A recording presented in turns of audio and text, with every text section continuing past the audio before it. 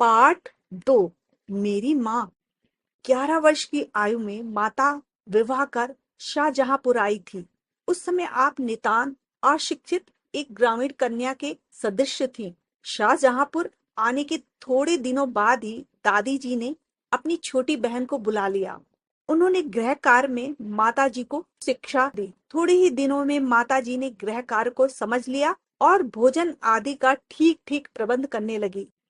मेरे जन्म के 5 या 7 वर्ष बाद आपने हिंदी पढ़ना आरंभ किया। पढ़ने का शौक आपको खुद ही पैदा हुआ था। मोहल्ले के संग सहेली जो घर पर आ जाती थी, उन्हीं में जो कोई शिक्षित थी, माताजी उनसे अक्षर बोध करती। इस प्रकार घर का काम कर लेने के बाद जो समय मिल जाता, उसमें पढ़ना लिखना करती। परिश्रम के फल से थोड़े दिनों में ही वे देवनागरी पुस्तकों का अवलोकन करने लगी। मेरी बहनों को छोटी आयु में माताजी ही शिक्षा दिया करती थी। जब से मैंने आर्य समाज में प्रवेश किया, तब से माताजी से खूब वार्तालाप होता। उस समय की अपेक्षा अब आपके विचार भी कुछ उदार हो गए हैं। यदि मुझे ऐसी माता ना मिलती, तो मैं भी अति साधारण मनुष्य की भांति संसार चक्र में फंसकर जीवन निर्वाह करता। शिक्षा दी के अतिरिक्त क्रांतिकारी जीवन में भी आपने मेरी वह सहायता की है जो मेजेनी की उनकी माता ने की थी। यथा समय मैं उन सारी बातों का उल्लेख करूंगा।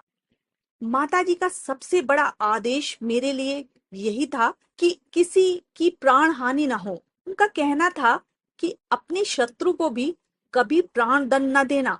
आपके इस आदेश की पूर्ति करने के लिए मुझे मजबूरन 2-1 बार अपनी प्रतिज्ञा भंग करनी पड़ी थी। जन्मदात्री जननी, इस जन्म में तो तुम्हारा ऋण परिशोध करने का प्रयास करने का भी अवसर न मिला। इस जन्म में तो क्या, अनेक जन्मों में भी सारे जीवन यत्न करूंगा तो तुमसे उऋण नहीं हो सकता।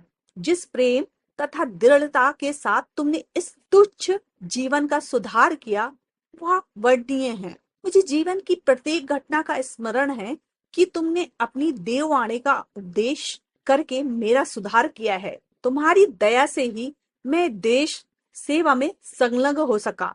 धार्मिक जीवन में भी तुम्हारे ही प्रोत्साहन ने सहायता दी। जो कुछ शिक्षा मैंने ग्रहण की, उसका सभी श्रेय तुम्ही को है।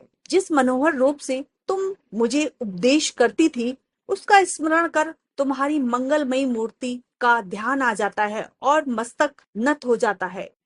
तुम्हें यदि मुझे ताड़ना भी देनी हुई तो बड़े स्नेह से हर बात को समझा दिया। यदि मैं धृष्टता पूर्वक उत्तर देता, तब तुमने प्रेम भरे शब्दों में यही कहा कि तुम्हें जो अच्छा लगे वही करो, किंतु ऐसा करना ठीक नहीं है। इसका परिणाम अच्छा ना होगा। जीवनदात्री, आत्मिक, धार्मिक तथा सामाजिक उन्नति में तुम ही मेरी सदैव सहायक रही। जन्म जन्मांतर परमात्मा ऐसी ही माता दे, यही इच्छा है। महान से महान संकट में भी तुमने मुझे अधीन न होने दिया। तुम्हारी दया की छाया में मैंने अपने जीवन में कोई कष्ट अनुभव नहीं किया। इस संसार में मेरी किसी भी भोग विलास तथा ऐश्वर्य की इच्छा नहीं, केवल एक तृष्णा है। वह यह है कि एक बार श्रद्धा पूर्वक तुम्हारे चरणों की सेवा करके अपने जीवन को सफल बना लेता, किंतु यह इच्छा पूर्ण होती नहीं दिखाई देती और तुम्हें मेरी मृत्यु का दुखद संवाद सुनाया जाएगा। माँ, मुझे विश्वास है कि तुम यह समझकर धैर्य धारण करोगी कि तुम्हारा पुत्र माताओं की माता भारत माता की सेवा में अपने जीवन को बलिवेदी की भेंट कर गया और उसने तुम्हारे कुल को कलंकित न किया। अपनी प्रतिज्ञा में दृढ़ रहा। जब स्वाधीन भारत का इतिहास लिखा जाएगा, तो उसके किसी पृष्ठ पर उज्जवल अक्षरों में तुम्हारा नाम भी लिखा जाएगा। गुरु गोविंद सिंह जी की धर्मपत्नी ने जब अपने पुत्रों की मृत्यु का संवाद सुना था, तो वह बहुत हर्षित हुई और गुरु के नाम पर धर्म रक्षार्थ अपने पुत्रों के बलिदान पर मिठाई बांटी थी। जन्मदात्री, वर दो कि अंतिम समय भी मेरा हृदय किसी प्रकार विचलित ना हो और तुम्हारे चरण कमलों को प्रणाम कर मैं परमात्मा का स्मरण करता हुआ शरीर त्याग करूं।